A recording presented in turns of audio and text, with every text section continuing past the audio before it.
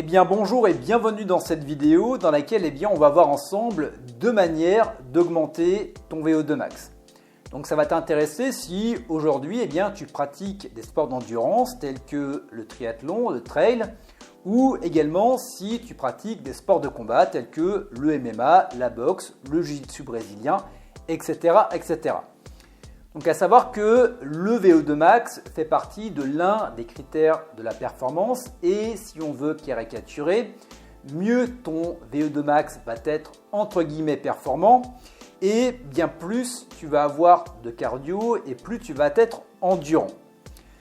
Donc augmenter son VO2 max revient finalement à augmenter le transport de l'oxygène vers tes muscles. Et pour ça, il y a deux manières de faire. La première, ça va être d'augmenter les transporteurs. Donc, c'est quoi les transporteurs? Ça va être des globules rouges. Donc, en gros, plus tu vas avoir de globules rouges et plus à chaque fois que tu vas prendre une inspiration, tu vas pouvoir charger ton sang en oxygène. Et tu vas également avoir l'augmentation de la délivrabilité. Parce qu'une fois que l'oxygène est accroché à tes molécules d'hémoglobine et dans ton sang, pour pouvoir être relâché, ces molécules vont avoir besoin de suffisamment de CO2 pour pouvoir être relâchées et être rendues disponibles pour tes tissus et tes muscles. Donc on va également favoriser la délivrabilité de ton oxygène pour qu'elle soit disponible pour ta performance. Donc pour ce faire, pour augmenter tout ce qui va être les globules rouges, les transporteurs, donc dans le premier cas, donc comment est-ce qu'on s'y prend? Il va y avoir deux manières de faire. La première, ça va être de faire sécréter de l'EPO à ton corps. Donc rien à voir avec l'EPO de synthèse qu'on s'inocule avec une picouse. Non, là, l'EPO, on va pouvoir tout simplement le produire grâce à ce qu'on appelle de l'hypoxie. Donc l'hypoxie, c'est un manque d'oxygène.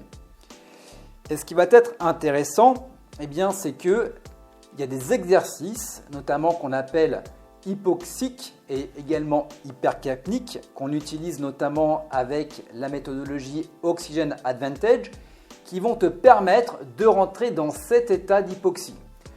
Donc, vu que tu vas être en manque d'oxygène, ton corps va tout simplement s'adapter et il va augmenter les globules rouges. Donc ça, c'est la première des choses et ça, on travaille ça généralement avec les athlètes sur un travail de terrain sur, par exemple, plusieurs semaines, voire plusieurs mois. Et puis, on va également avoir une autre manière d'augmenter les globules rouges. Ça va être la rate.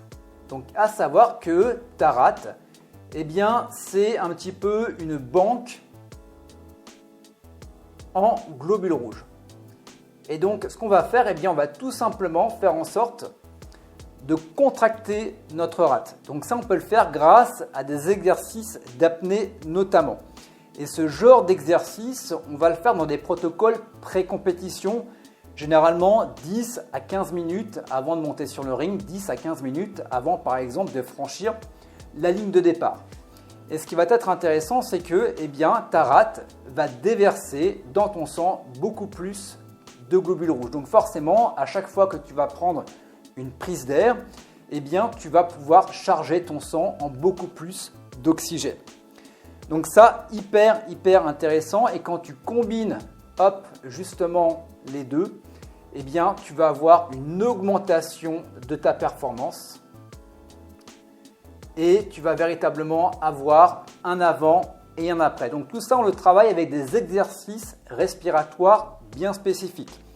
Si ça t'intéresse, sache que tu as une masterclass dans laquelle j'aborde tout ça, que tu peux retrouver directement dans la description de la vidéo YouTube. Donc maintenant, on va parler de la délivrabilité. Hop, le temps. J'efface tout ça. Voilà. Donc la délivrabilité, comme je te l'expliquais tout à l'heure, c'est tout simplement d'arriver à faire en sorte que l'oxygène qui est entre guillemets prisonnier de l'hémoglobine eh bien, puisse être relâché pour être disponible pour tes tissus et pour tes muscles. Donc comment est-ce qu'on augmente la délivrabilité? Eh bien on l'augmente en augmentant sa concentration en CO2. Le problème quand tu augmentes ta concentration en CO2 et que ta tolérance en CO2 est faible, eh bien tu vas rentrer très vite en essoufflement et en hyperventilation. Donc ce qu'on va faire tout simplement, eh bien, c'est qu'on va travailler avec ce qu'on appelle des exercices de respiration, mais qui vont être cette fois hyper capniques. Et en travaillant sur des exercices de respiration hypercapniques, eh bien, tu vas augmenter cette tolérance au CO2. Donc l'avantage, c'est que tu vas être moins sujet à tout ce qui va être essoufflement, à tout ce qui va être également hyperventilation, mais en même temps, eh bien, tu vas favoriser la délivrabilité de l'oxygène au niveau de tes muscles. Donc tu vas être encore, bien évidemment, plus performant. Hop. Donc finalement, c'est deux manières d'augmenter ton VO2 max. Donc voilà pour cette vidéo. Si c'est des genres de choses que tu aimes travailler, sache que dans la description de la vidéo YouTube, donc comme je te le rappelle, tu as la possibilité d'accéder à une masterclass dans laquelle eh bien, j'explique tout ça beaucoup plus en détail. Sache également eh bien, que si tu veux participer à des stages que j'organise, eh bien, tu as également le lien sur les différentes dates dans la description de la vidéo YouTube. Si également eh bien, tu veux avoir du coaching individuel et de l'accompagnement également, tu as le lien dans la description de la vidéo YouTube. Et quatrième chose, et je terminerai avec ça, sache que également j'ai un groupe Facebook privé dans lequel eh bien, je donne des lives d'à peu près 30 minutes sur ce genre d'exercice. Voilà, généralement c'est entre 2 à 4 fois par mois. Le lien est également dans la description de la vidéo YouTube. Voilà pour ces différents exercices. N'hésite pas à lâcher un petit pouce vers le haut si cette vidéo t'a plu. Également à t'abonner si tu veux plus de vidéos de ce type. Et quant à nous, on se retrouve très bientôt pour de nouvelles vidéos.